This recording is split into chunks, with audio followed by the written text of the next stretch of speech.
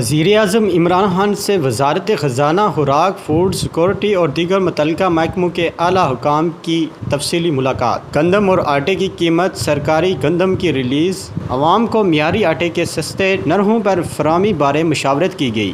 معاون خصوصی food security Jamshed Iqbal Cheema نے کہا ہے کہ وزیراعظم عمران خان سے مشاورت سے گندم کی قیمت 1950 روپے فی من مقرر کی گئی ہے۔